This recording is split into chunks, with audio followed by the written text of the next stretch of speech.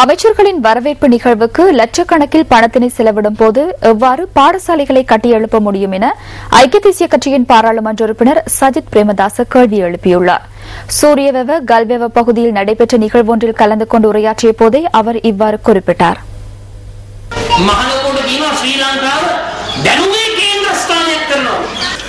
அறிவுக்கான கேந்திர நிலையமாக இலங்கையை மாற்றுவதாக கூறினார்கள். கடந்த சில நாட்களுக்கு முன்னர் புதிதாக அமைச்சர்களை நியமித்து இப்போது அவர்களை வரவேற்கும் நிகழ்வுகளை நடத்துகின்றனர். தரம் குறைந்த பெட்ரோல் அமைச்சர், அதாவது பெட்ரோலிய வளத்துறை அமைச்சரின் வரவேற்புக்கு மாத்திரம் 100 லட்சம் ரூபாவை ஒதுக்கியுள்ளனர். அமைச்சர் ஒருவரை வரவேற்பதற்கு 100 லட்சம் ரூபாவை, அதாவது 10 மில்லியன் ரூபாவை செலவிட முடியும் என்றால் எமது நாட்டில் மூடப்படும் நிலையில் உள்ள 350 பாடசாலைகளை ஏன் கட்டியெழுப்ப முடியாது? பாடசாலைகளை மூட இடமளிக்க முடியாது. இந்த நிலையில் எவ்வாறு எமது நாட்டை அறிவுக்கான கேந்திர நிலையமாக உருவாக்குவது? கடந்த 5 வருடங்களுக்குள் 350 பாடசாலைகள் மூடப்பட்டிருக்கின்றன.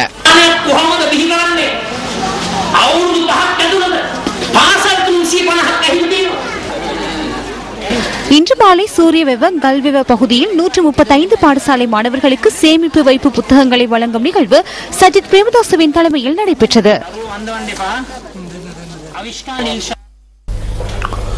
திருகோணமலை சம்பூர் அனல் மின் நிலையத்தின் நிர்மாண பணிகளை துரிதப்படுத்துவதன் அவசியம் தொடர்பில் மின்சக்தி மற்றும் எரிசக்தி அமைச்சர் பவித்ரா வன்னியாராச்சி அலரி மாளிகையில் நடைபெற்ற கலந்துரையாடலின் போது சுட்டிக்காட்டியதாக ஆங்கில நாளேடொன்று இன்று செய்தி வெளியிட்டுள்ளது. எனினும் இந்த மின் உற்பத்தி நிலையத்தை நிர்மாணிப்பதன் மூலம் இலங்கை எதிர்பார்க்கின்ற பயன்கள் கிடைக்காது என சிரேஷ்ட மின் பொறியியலாளர்கள் கருத்து தெரிவிக்கின்றனர். சம்பூர் அனல் மின் உற்பத்தி நிலையத்தின் நிர்மாணத்திற்காக இலங்கை மின்சார சபை மற்றும் NTPC எனப்படும் இந்திய தேசிய அனல் மின் சக்தி அதிகார சபை என்பவற்றுக்கு இடையில் 2006 ஆண்டு டிசம்பர் மாதம் 29ஆம் தேதி உடன்படிக்கை ஒன்று கைச்சாத்திடப்பட்டது. தலா 250 மெகாவாட் மின் பரப்பாக்கத்தை கொண்ட இந்த நிலையத்தில் 500 மெகாவாட் மின்சாரம் உற்பத்தி செய்யப்பட உள்ளது. 3 கட்டங்களாக பூர்த்தி செய்யப்பட உள்ள இந்த திட்டத்தை 2016ஆம் ஆண்டு நிறைவு செய்ய எதிர்பார்க்கப்பட்டுள்ளது. இந்த மின் உற்பத்தி நிலையத்தின் நிர்மாண பணிகளை 2010ஆம் ஆண்டில் நிறைவு செய்ய இதற்கு முன்னர் திட்டமிடப்பட்டிருந்தது. இந்த மின் உற்பத்தி நிலையத்தை விரைவில் நிர்மாணித்து குறைந்தபட்சம் 2010ஆம் ஆண்டளவில் நாட்டில் நிலவுகின்ற மின்சார பிரச்சினைக்கு தீர்வு காண நாம் எதிர்பார்த்துள்ளோம். இதற்கு தேவையான மின்சாரத்தை திருகோணமலையில் நிர்மாணிக்கப்படுகின்ற அனல் மின் உற்பத்தி நிலையத்திலிருந்து பெற்றுக்கொள்ள திட்டமிடப்பட்டுள்ளது. இந்த அனல் மின் உற்பத்தி நிலையத்தின் நிர்மாண பணிகள் தாமதமடைவதற்கான காரணம் குறித்து இலங்கை மின்சார சபையின் முன்னாள் தலைவரான பேராசிரியர் விமல தர்ம அபிவிக்ரமவிடம் நாம் வினவினோம். சம்பூர் மின் உற்பத்தி நிலையம் குறித்து இணக்கப்பாட்டை ஏற்படுத்திக் கொண்ட இந்தியாவின் NTPC நிறுவனமும் இலங்கை மின்சார சபையும் கூட்டு நிறுவனம் ஒன்றை ஸ்தாபிக்க நடவடிக்கைகளை மேற்கொண்டன. இதன்போது ஏற்பட்ட தொழில்நுட்ப பிரச்சினைகளின் அடிப்படையில் மின் உற்பத்தி நிலையம் தொடர்பில் முழுமையான இணக்கப்பாட்டை எம்மால் எட்ட முடியவில்லை. இலங்கைக்கு இழப்பு ஏற்படக்கூடும் என்பதால் நாம் அந்த சந்தர்ப்பத்தில் இணக்கப்பாட்டிற்கு வரவில்லை. 2010ஆம் ஆண்டு நாம் ஆரம்பித்த சாத்திய கூற்று ஆய்வு 2012ஆம் ஆண்டு பிப்ரவரி மாதம் நிறைவடைந்தது. அதன் மூலமே இதன் உண்மையான செலவீனம், பொறியியலாளர்களால் மதிப்பீடு செய்யப்பட்ட செலவீனம், மின் உற்பத்தி நிலையத்தின் செயற்திறன் அளவு என்பவற்றை முதல் தடவையாக அறிந்து கொண்டோம். இவற்றை அவதானித்ததன் பின்னர் ஏற்கனவே நாம் திட்டமிட்ட மதிப்பீடுகள் இல்லை என்பதுடன் இது தொடர்பில் இந்தியாவிற்கு யோசனைகளை முன்வைத்தோம். இத்தகைய தொழில்நுட்ப காரணங்களை நிறைவு செய்யுமாறு நாம் கோரியிருந்தோம். அந்த நிலைப்பாட்டிலேயே நான் இன்றும் இருக்கின்றேன். மின்சார சபையைச் சேர்ந்த சிலர் இந்த திட்டம் குறித்து திருப்தி அடையவில்லை. குறிப்பாக இந்த நாட்டில் மக்கள் அபிப்பிராயத்தை செவிமடுக்காமல் ஊழியர்களின் எதிர்ப்பையும் செவிமடுக்காது சம்பூர் மின் உற்பத்தி நிலையத்தை நிர்மாணித்து மின்சார உற்பத்தியை இந்தியாவிடம் வழங்க ஆயத்தம் மேற்கொள்ளப்படுமாயின் அதனை உடனடியாக நாட்டிற்கு பகிரங்கப்படுத்த வேண்டும் என அரசாங்கத்திடம் நாம் கேட்டுக்கொள்கின்றோம். அதற்கு முன்னர் இந்தியாவுடன் செய்து கொள்ளப்படுகின்ற இந்த உடன்படிக்கையில் காணப்படுகின்ற விடயங்கள் என்ன என்பதையும் குறிப்பிட வேண்டும்.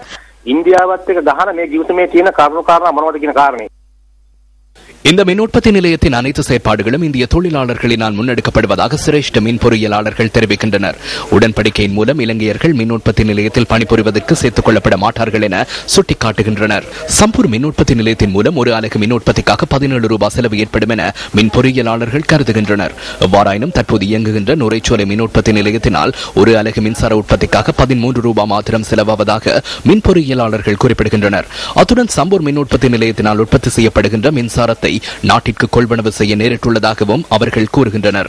இந்த திட்டத்தை நடைமுறைப்படுத்துவதன் மூலம் 10 முதல் 14 பில்லியன் ரூபாய் வரை அரசாங்கத்திற்கு இழப்பு ஏற்படலாம் எனவும் சிரேஷ்ட மின் பொறியியலாளர்களின் ஆலோசனை குறித்தும் ஆங்கில நாளேட்டில் வெளியான செய்தியில் குறிப்பிடப்பட்டுள்ளது. இதேவேளை சம்பூர் மின் உற்பத்தி நிலைய நிர்மாணத்திற்கான காணிகளை கையகப்படுத்திய சந்தர்ப்பத்தில் அங்கிருந்து வெளியேற்றப்பட்ட மக்கள் 2007 ஆண்டில் இருந்து மூதூர் பட்டித்திடல் பகுதியில் தற்காலிக இருப்பிடங்களில் வாழ்ந்து வருகின்றனர். சுமார் 155 குடும்பங்கள் இவ்வாறு வாழ்ந்து வருவதுடன் தமக்கான உரிய வசதிகள் வழங்கப்படாத காரணத்தினால் மிகுந்த சிரமங்களை எதிர்நோக்குவதாக குறிப்பிடுகின்றனர். தமது பூர்வீக காணிகள் உள்ள சம்பூர் பகுதியிலேயே மீண்டும் தம்மை குடியமர்த்துமாறு அந்த மக்கள் கோரிக்கை விடுக்கின்றனர். நாங்கள் இவ்வளவு 8 வருஷமா நாங்கள் சரியான கஷ்டப்படுறோம்.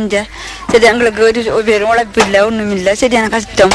அதனால அவங்க தயவு செய்து எங்களுக்கு குடியேற்றத்துக்கு மட்டும் உதவி செய்யறதுக்கு அது பணிகளும் கேட்டுக்கொண்டிருக்கிறோம். அந்த குடியேற்ற இந்த குடியேற்ற மாத்திராங்க, இந்த குடியேற்றின பாடு இல்லை. ஒவ்வொரு ஆக்கள் வந்து சொல்றாங்க, நாளை குடியேற்ற நாளை குடியேற்ற இப்படிலாம் சொல்றாங்க. ஒன்றும் நடந்த பாடு இல்லைங்க. மிச்சம் கஷ்டத்துல பிள்ளைலாம் இருக்கு, பள்ளி படிப்பு கஷ்டம், மழை தண்ணி சேர் அந்த கொட்டிலாம் பாருங்க, இந்த மாதிரி கொட்டிலாம் சொல்லி நாங்க சொன்னாலும் கூட கேட்கறாங்க. வந்து கேட்டு போகிற விஷயம் உங்களுக்கு ஒன்றும் நாங்க செய்யாம இருக்கிறாங்க. ஒரு முகாமா தெரிஞ்சு இதுக்கு வந்து இந்த 6 வருஷம் என்ன எங்களை ஊரோட குடியேற்ற இல்லை. நாங்க தயவு செய்து எங்களோட ஊரோட குடி போகணும். எங்களுக்கு அங்கெல்லாம் ஏலாது. மற்ற சுகாதார வசதி இல்லைங்க. மற்ற கொட்டிலாம் ஊருக்கு கிடாக்கு பிள்ளைகளை வச்சு திருக்கலாம் கஷ்டம். நாங்க எப்படியும் எங்களோட ஊரோட போய் சேரணும்.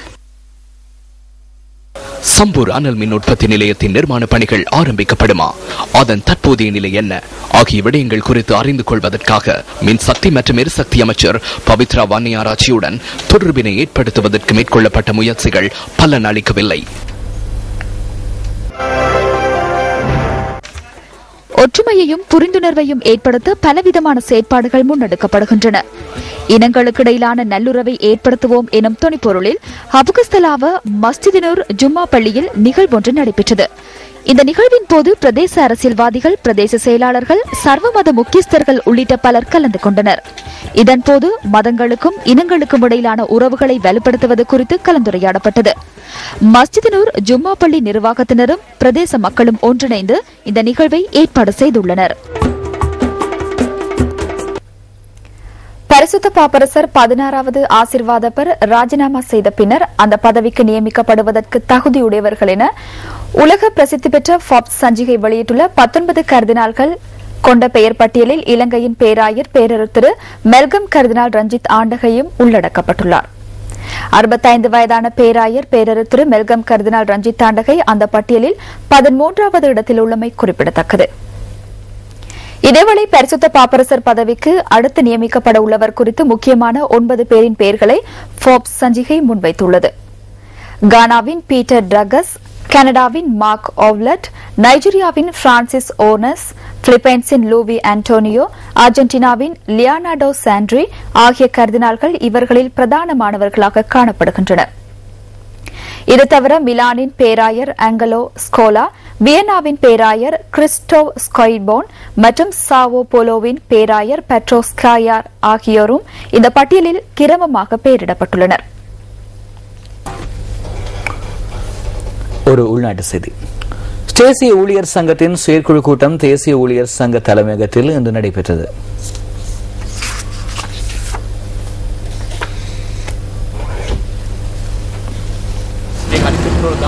தேசிய ஊழியர் சங்கம் முன்னெடுக்கும் மூக்கு கண்ணாடிகளை பகிர்ந்தளிக்கும் செயற்திட்டத்தின் ஒரு அங்கமாக ஐக்கிய தேசிய கட்சியின் தலைவர் ரணில் விக்ரமசிங்கவினால் இதன் போது மூக்கு கண்ணாடி வழங்கப்பட்டது. ஐதிவாசிகம் ஆரக்ஷா කරන්න බෑනේ තනියම කෑ ගහලා தனியாக கோசவிட்டு உரிமைகளை பாதுகாக்க முடியாதல்லவா? இங்கு இருக்க வேண்டும் அல்லது அங்கு சென்று சாய்ந்து கொள்ள வேண்டும். இவற்றில் ஒன்றையே அனைவரிடமும் கூறுகின்றோம். தனியாக சென்று போராட்டங்களில் ஈடுபட்டால் தற்போது பலனில்லை. நாட்டை பாதுகாக்க ஒரு போராட்டமே உள்ளது. அந்த இடத்திற்கு வருமாறு நாம் கூறுகின்றோம். அனைத்து சக்திகளையும் பயன்படுத்தி நாம் ஜனநாயக அரசாங்கம் ஒன்றை உருவாக்க வேண்டும். அவ்வாறு செயற்படுவதற்கு எமது கட்சியை மேலும் பலப்படுத்த வேண்டும். அதனாலேயே இந்த வருடத்திலும் கட்சியை மேம்படுத்த நாம் எண்ணியுள்ளோம். වර්ධනය කරන්න කියලා අපි දාලා තියෙන්නේ. මං සියලු දෙනාම බලා ගන්න. நான் அனைவரையும் பார்த்துக் கொள்கின்றேன். அது ஒரு பிரச்சனை அல்ல. இவை அனைத்தையும் பார்த்துக் கொள்ள வேண்டுமானால் நீங்கள் அனைவரும் எனக்கு சிறிய வேலை ஒன்றை செய்ய வேண்டும். வேலை பெற்று எண்ணிக்கையை அதிகரித்து அதிகாரத்தை பெற்று தாருங்கள். இல்லை என்றால் பார்த்துக் கொள்ள முடியாதுதானே? உடன்படிக்கையில் 2 பக்கங்கள் உள்ளன. அந்த வேலையை செய்து முடித்த பின்னர் நான் எஞ்சியவற்றை செய்து தருகின்றேன். අපි විපක්ෂ ඉන්නවනම් විපක්ෂ කොන්ද කෙලින් තියාගෙන මට වැඩ කරන්න තියෙන්න ඕන. நாம் எதிர்க்கட்சியில் இருப்பதாக இருந்தால் முதுகெலும்புடன் வேலை செய்வதற்கு சந்தர்ப்பம் இருக்க வேண்டும். ஏதாவது ஒரு விடயத்தினை பற்றி கதைக்கும் போது அவை குறித்து கதைக்க வேண்டாம் என்று கூற முடியாது. வெள்ளத்தின் போது ஒவ்வொரு வீட்டிற்கும் உலருணவுப் பொருட்கள் வழங்கக்கூடிய சந்தர்ப்பம் நமக்கு இருந்தது.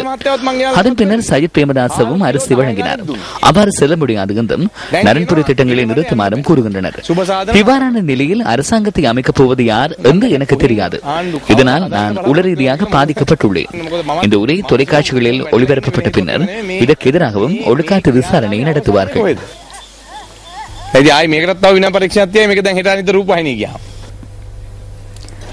எதிர்க்கட்சி தமது பொறுப்பை சரிவர நிறைவேற்றாத காரணத்தினால் மக்களின் எதிர்ப்பு அரசாங்கம் மீது திரும்புவதை விட வேகமாக எதிர்க்கட்சி மீதே திரும்புவதாக மகா சங்கத்தினர் சுட்டிக்காட்டுகின்றனர். ஜனநாயக நாடொன்றில் மக்களின் உரிமைகளை பாதுகாப்பதற்கு உயிரோட்டமுள்ள எதிர்க்கட்சி ஒன்று தேவைப்படுவதாக கோட்டை ஸ்ரீ நாகவிகாரையின் விகாராதிபதி மாதுலுவாவை சோபித தேரர் தெரிவிக்கின்றார்.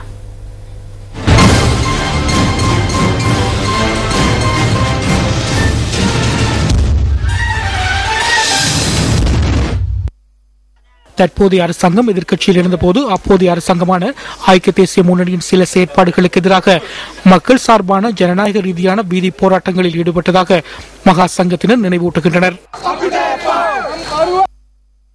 සමෘද්ධියට අත නොතියන්න, පෝරමිලට අත නොතියන්න, දීවර ණයට අත නොතියන්නට මේ ආණ්ඩුවට අපි බල කරලා සිටිමු කියන එක තමුන්නාන්සලාට මතක් කරගන්න. மக்களால் தற்போது எதிர்நோக்க நேரிட்டுள்ள பிரச்சினைகளுக்கு மத்தியில் எதிர்க்கட்சி அமைதி காப்பது கவலைக்குரிய விடயமாகும் எனவும் மகா சங்கத்தினர் குறிப்பிடுகின்றனர். ஜனநாயக நாடொன்றில் ஆளும் கட்சியை போன்றே எதிர்க்கட்சியும் மிகவும் முக்கியமானதாகும். நடைமுறையில் உள்ள அரசாங்கம் சரியான வழியில் பயணிப்பதற்காகவும் பிள்ளையான வழியில் செல்வதாயின் அதனை தடுப்பதற்காகவும் எதிர்க்கட்சிக்கு பாரிய பொறுப்புள்ளது. ஜனாதிபதி மஹிந்த ராஜபக்ச எதிர்க்கட்சியில் இருந்த காலப்பகுதியில் ஐக்கிய தேசிய கட்சி அரசாங்கத்தின் அதிகாரத்தை கொண்டிருந்த போது அரசாங்கத்தில் நிலவிய பல்வேறு தவறுகள், வாழ்க்கை செலவுகள் என்பவற்றை சுட்டிக்காட்டி கொழும்பில் இருந்து கதிர்காமம் வரை பேரணியில் ஈடுபட்டமை எமக்கு நினைவில் இருக்கின்றது. பல்வேறு எதிர்ப்பு நடவடிக்கைகள் மூலம் அரசாங்கத்தின் தவறுகளை மக்கள் எடுத்து காட்டினார்கள். தற்போதைய நிலைமையின் கீழ் எதிர்க்கட்சி அசம்பந்த போக்குடன் இருப்பதை எம்மால் அவதானிக்க முடிகின்றது. இவ்வாறு நடந்து கொள்வதன் காரணமாகவே அரசாங்கம் ஒன்று தவறான வழியில் செல்கின்றது. அரசாங்கத்திற்கு எவ்வித சவால்களும் இன்று இல்லை. அரசாங்கத்தை எதிர்ப்பதற்கும் எவரும் இல்லை. அது மாத்திரமின்றி எதிர்க்கட்சி வலுவிழக்கும் போது நாட்டு மக்கள் எதற்காகவும் முன்வருவதற்கு அச்சம் கொள்கின்றனர். இது கவலைக்குரிய ஒரு விடயமாகும். மறுபுறம் நாட்டில் குற்றச்செயல்கள் அதிகரிக்கின்றன. இவற்றை தடுப்பதற்காக எதிர்க்கட்சி மக்களுடன் இணைந்து செயற்படுகின்றதா? இந்த நிலைமையின் கீழ் நாட்டு மக்கள் மிகவும் துரதிருஷ்டவசமான நிலைக்கு தள்ளப்பட்டுள்ளனர். எதிர்க்கட்சியின் அசம்பந்த போக்கு மக்களின் அதிருப்திக்கு இலக்காகியுள்ளது. அரசாங்கத்தில் உள்ளவர்கள் மீது மட்டுமல்லாது எதிர்க்கட்சியில் நடத்தை மீதும் எதிர்க்கட்சி மீதும் மக்கள் இன்று வெறுப்பு கொண்டுள்ளனர். இத்துடன் நமது 8 மணி பிரதான செய்திகள் நிறைவடைகின்றன. வணக்கம்.